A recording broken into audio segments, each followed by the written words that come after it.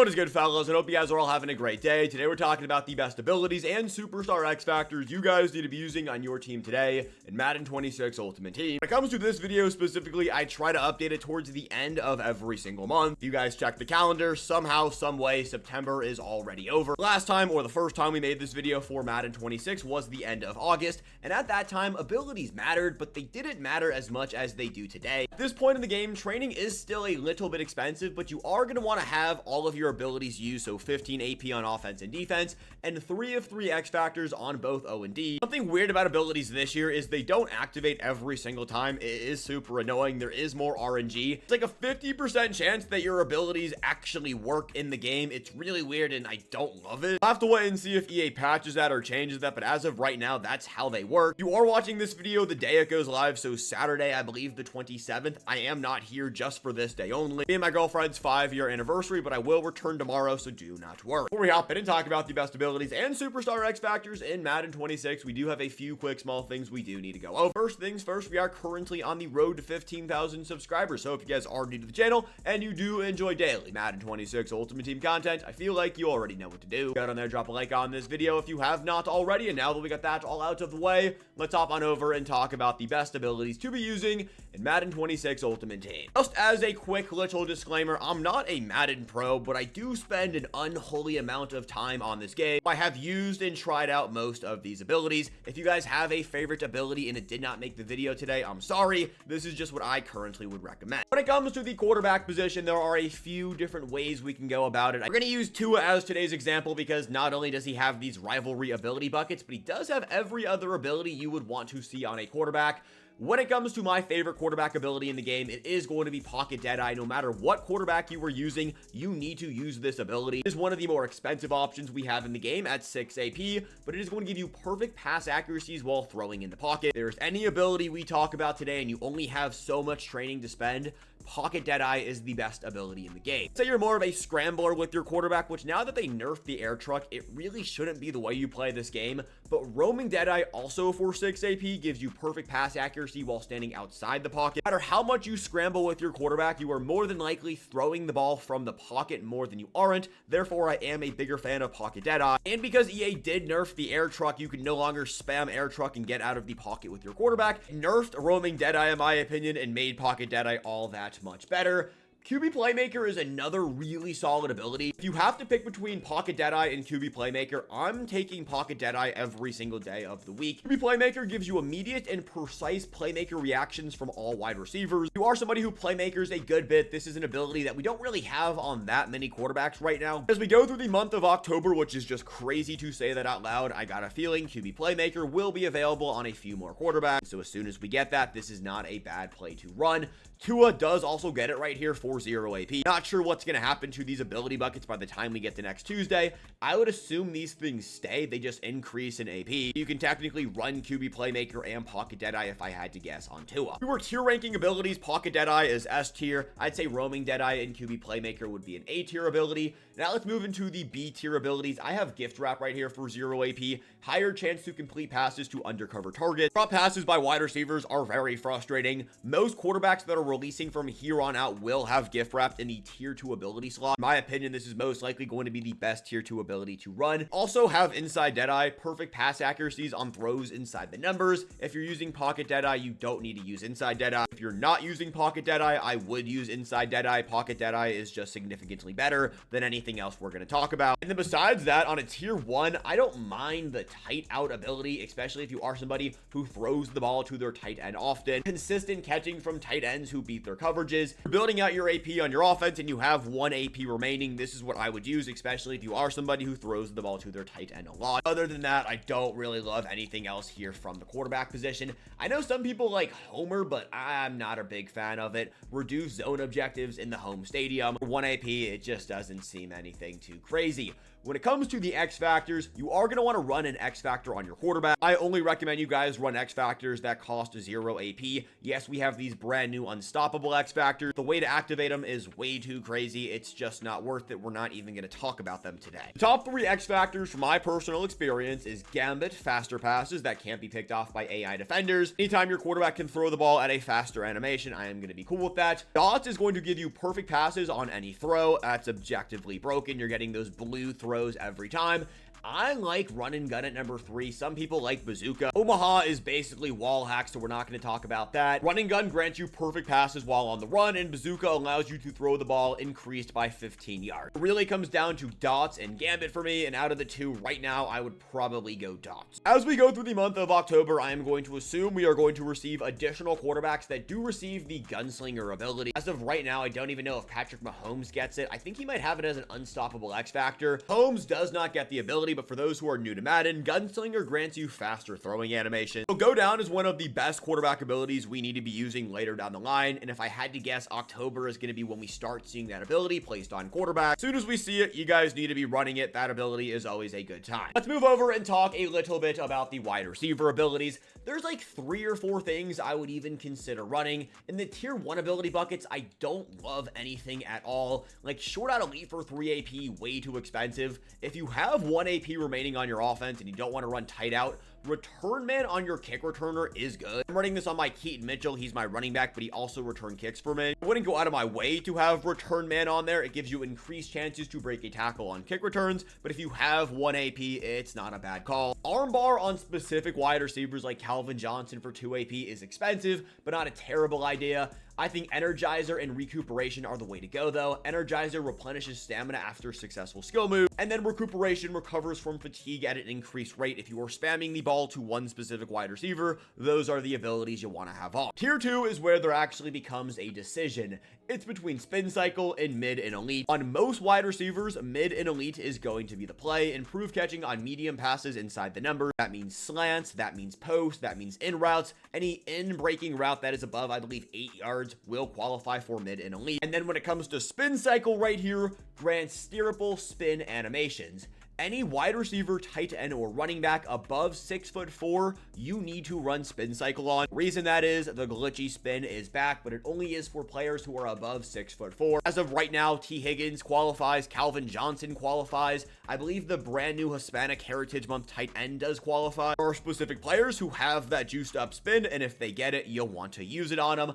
Bulldozer is not a wide receiver ability I would use. Same thing with Jukebox right now. For 3 and 2 AP, it's just not worth it at all. And most wide receivers are going to have a very similar tier 3 ability bucket. I think Human Joystick is the best out of all of these. Grab and Go is cool, but it's only after they catch the ball. On Human Joystick, this is anytime your wide receiver has the football. My understanding, Human Joystick is just a better version of Grab and Go. So why would you use the one that is a little bit worse? And I am going to go down here to Amari Cooper just to quickly talk about this one ability. He is the only player to have it in the game, and that is Route Technician. It gives you quicker cuts while running routes. I don't know how many wide receivers we see this month that get Route Technician, but if we have any more, this is one of, if not the best wide receiver ability. When it comes to X Factors, this is another one where, like, one, I wouldn't spend any AP on it, but it really is what you want. I like Yakima. It gives you an increased chance to break the first post-catch tackle. I know people like double me, especially if you are using somebody like a T. Higgins or a Calvin Johnson, one of those taller wide receivers that you're also running Spin Cycle on. Rack 'em up is cool. This does beat man coverage when it is activated. Max security isn't something I would consider running right now. Higher success rate on possession catches. This will become better later down the year, but as of right now, I would stay away from it. When it comes to the tight end position, very similar to the wide receivers. Any tight end above 6'4", I'm running Spin Cycle on every day of the week. Besides that, I really don't think you need to run anything too crazy on your tight ends. 87 overall game time Evan Ingram is my favorite card on my offense. He does get matchup nightmare, and I do notice that working a lot. And so if you are running Evan Ingram, I would run this 2 AP matchup nightmare. Tight ends, for the most part, will get manned up with a lot of linebackers, and for the most part, they will win that matchup, especially if they have matchup nightmare. Other abilities, they have third down threat and all day. All day is a blocking ability. I really wouldn't run it on it, especially if you are somebody who throws the ball to your tight end a good bit. It just seems like a waste of 2 AP. Third down threat, better third down mid-range catches for single coverage. That's so oddly specific, I don't like it. Just like the wide receivers, mid and elite is going to be solid, and then they should have playmaker. The issue with Playmaker, running it on a specific player rather than running it on your quarterback. Playmaker only activates for that specific player. It is a top tier ability, but I got a feeling as we go through the month, more quarterbacks are going to receive QB Playmaker. That means it qualifies for all of your wide receivers. When there's normal Playmaker, it's only going to qualify for that specific player. So take that for what you will. If you have 2 or 3 AP to spare, I mean, sure, you can run a Playmaker. On most tight ends tier 2 ability bucket, I'm taking mid and elite or spin cycle if they are above 6'4". On tier 1, again, nothing I really like right here. Energizer is cool if you spam the ball to your tight end. Same thing with recuperation. Reach elite was better in years past, especially because abilities don't activate every single time. It's just going to become frustrating. Mid out elite is probably the best if you run a lot of corner routes to your tight end. On the way I play offense, so this is something I should probably use. Since I've been using matchup nightmare, I don't really feel the need to. When it comes to the best X factors to run on your tight end later down the line, it is going to be Vanguard. I mean, if you want to run a X factor on your tight end, I would honestly only do Vanguard. Let's just go through the offensive line abilities really quickly. I'm going to keep it real with you guys. For the most part, I don't think you need to run anything too crazy. Nasty streak is always going to be pretty solid. Dominant impact block wins against DBs and linebackers. That's, pretty straightforward. Identifier highlights the defender your opponent is controlling. This is always going to be good, but for 2 AP, I just don't think it's worth it right now. Post up, a dominant when engaged in double team block. Again, another ability that will become really good when 1, we have better defensive line abilities, and number 2, this costs 0 AP. Right now, I just don't think it is worth the ability points. Polar Elite, another one of those abilities I don't think you need to run. And then when it comes to the offensive tackles, there is one offensive tackle ability I would consider running. It is going to be Edge Protector. Edge Threat is the best defensive line ability. We'll get there in a second. Some tackles have it, some tackles don't. It gives you stronger pass protection versus elite edge rushers. It will allow your quarterback to have more time in the pocket. I will say with this most recent patch, it really did tone down edge rushers and they made it significantly harder to generate pressure. So therefore, right now, I don't actually think you need to run any abilities on your offensive line. If that does change during the course of the month, I will let you guys know down below in the comment section. But as of right now, after this most recent patch, it is more of a waste of AP than anything else. And then last but certainly not least, let's talk about the best running back abilities. Running back is an interesting one as well because there isn't anything that stands out to me too crazy, but certain running backs do have some abilities I am a big fan of. I'm going to use Christian McCaffrey as today's example because I know for a fact he does get one of my favorite running back abilities, and that is going to be Balance Beam, avoid stumbling as a ball carrier. For 1 AP, this is really good, especially if you are using this CMC. A few other running backs get this as well, and if they do, I would recommend you guys run it. Tier 2, Spin Cycle, Matchup Nightmare, Jukebox, and then Second Win. I don't actually like any of these. The Isaiah Pacheco Hispanic Heritage Month does get Bruiser. If you want to run Bruiser on your running back, I don't hate it, but for 3 AP, it is super expensive. Then tier 1, there are some things I would consider. 1, Energizer replenishes stamina after successful skill moves. If you are somebody who spams the juke, the truck, or the spin move with your running back, you better be using Energizer. If you're somebody who spams your running back in general with the football, recuperation, recovers from fatigue at an increased rate. You don't want to fumble. That is a game changer. Having a running back fumble is one of the most frustrating feelings in this game, especially because it is so hard to get stops. So having recuperation does cause that to happen a little bit less. People like goal line back, but right now for 2 AP, it just doesn't seem worth it. When it comes to the best X factor to run on your running back, I think there is only one I would even consider, and that is going to be Freight Train. It is hard to activate, but giving you an increased chance to break the next tackle attempt. I mean, fellas, we all know about Freight Train. And that's basically every offensive ability. If you guys have any direct questions on the offensive side of things, let me know down below in the comment section. And let's slide on over and talk about defense. Let's start with the secondary, and we're going to use 90 overall Ben St. Juste as our example. Best X factor, and the only one I would consider using right now, it is going to be universal coverage. This activates anytime you get an interception with this DB. It also activates on incompletions. This is going to give you improved coverages and catch knockouts in man and zone coverage. Essentially, if you have universal coverage, the opponent's wide receiver is not going to catch a football on that specific DB. When it comes to abilities, all of the KOs are very good. Out of all of the KOs, mid-zone KO and medium route KO are the two best. Anything that says route KO is going to be used in man-to-man, so short route, flat route, deep route are all going to be man-to-man KOs. Anything that says zone KO is going to work in zone coverages, so flat zone KO, deep in zone KO, deep out zone KO, and then medium zone KO. We don't have that many mid-zone KOs, but whenever we do see some mid-zone KOs, those are going to be the better abilities to run. As of right now, I am a big fan of medium route KO. In tier 2, nothing I really like. Secure tackler is just one of the better defensive abilities in the game. As we go through the defensive side of things, you guys are going to notice secure tackler and most tier 2s is going to be what you want to run. And then tier 1, I mean, like, tip drill is cool, but besides that, I don't really like anything else. Stonewall prevents additional yardage gains while tackling. It's a decent ability if you are looking for something to fill 1 AP on your defense. I mean, Stonewall is probably the way to go there. As we go through the month of October, hopefully EA gives us more defensive backs who have this very good ability called Pick Artist. As of this very moment, there are a few players who actually get it, but any defensive back who has Pick Artist, this is going to be a must run. Since we are on safeties, I would, pretty much consider running these same abilities on my safeties that I am running on my defensive backs right now. Universal coverage is the X factor of choice. Medium route KO is cool. It depends how you play your safeties. For me, I play my safeties at 8 yards off the line of scrimmage, so medium route KO is actually going to make a difference. If you run your safeties 16 or even like 25 yards back from the line of scrimmage, there is no reason to run medium route KO. Some safeties get inside stuff in this tier 3 ability bucket. I don't understand it, and I don't think you need to run it. Tackle Supreme is going to be the tier 2 ability of choice. Decrease fake out chances, better conservative tackles.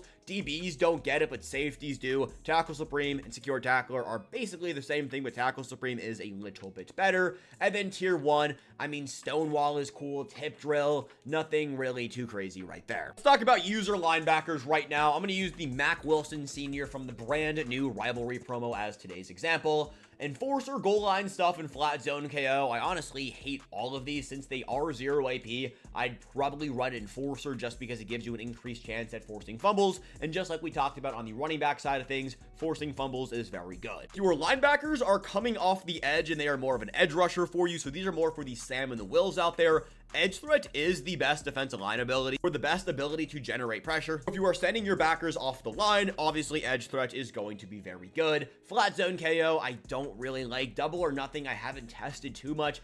It was good in Madden 25, but for 3 AP, I just can't get behind it. Medium route KO, very similar to cornerbacks, is a gold tier ability in my eyes. Or I guess it's an S tier ability on the defensive side of things right now. If you have the AP to run it, I wouldn't personally run it on a user backer, but somebody that you do man up a lot, it's not a bad idea. In tier 2 for most Mike backers or user backers, I don't like Enforcer. I like Secure Tackler. The only reason we brought up Enforcer is because Mack Wilson gets it in that, discounted slot. We might see more of that as we go. And if we do, Enforcer isn't a bad ability. Secure Tackler, though, higher success rate on conservative tackles. This is somebody you want to be making tackles for you. Therefore, you want to make sure they don't miss. Tier 1, don't like anything again, but if you have to run something, Stonewall is probably the go-to route. And then last but not least, we got the edge rushers and we got the defensive tackles. Let's start on the DTs because there are only 2 abilities I would even consider running on my defensive tackles. Where is Zach Harrison? The card should be right here. It's inside stuff and it's going to be interior threat. Now, I have been running the Zach Harrison card since the day he dropped, and inside stuff, I haven't noticed it at all. I have considered taking it off and going with interior threat. I have heard very good things about this ability. It's going to cost you 1 more AP, but it's going to give you dominant pass rush moves from the interior. Also, don't hate Secure Tackler from a DT position if you have 2 more AP to spend. When it comes to edge rushers coming off your edge, we talked about it a ton already in this video, but it is going to be edge threats. It is going to cost you 3 AP on most cards today. Will probably get cheaper as we go. This is going to give you dominant pass rush moves from the edge, therefore making your edge rushers that much better. Inside stuff on an edge rusher is making no sense. And then double or nothing, I just really haven't tried it out too much. The only cards that get it are cards that I haven't used, and I haven't seen anybody say anything too good about it. And for 3 AP, it just doesn't seem worth it. As we get deeper on in the year and this starts to cost 2, 1, and even 0 AP, yes, you probably are going to want to run double or nothing. As of right now, I just don't like it. If you want to run a tier 2 ability, Secure Tackler is pretty solid. Besides that, nothing else too crazy. El Toro is sometimes good. I haven't talked about Crusher at all. Heavy ball carrier fatigue on hit stick tackles. Not something I would run for 2 AP, but would run for 1 or 0 AP. X factor wise, Unstoppable Force is by far the best right now. If we do get Colossus, then Colossus is going to become the #1 option. I didn't talk about any X factors for linebackers because I wouldn't run any X factors on any linebacker. The only X factors I would run on my defense are universal coverages on my 2 top DBs and my best safety. That said, boys, are the best abilities at every single position in Madden 26 Ultimate Team. Let me know down below if you guys have any questions. If you guys made it this far in the video, go down there and comment down the Jack-O-Lantern to let me know you are excited for Halloween, the most feared promo promo and everything else coming in October. I love you guys as always, but until later, and I'll be back bright and early tomorrow morning, so don't you worry. Peace. Have a good one, boys.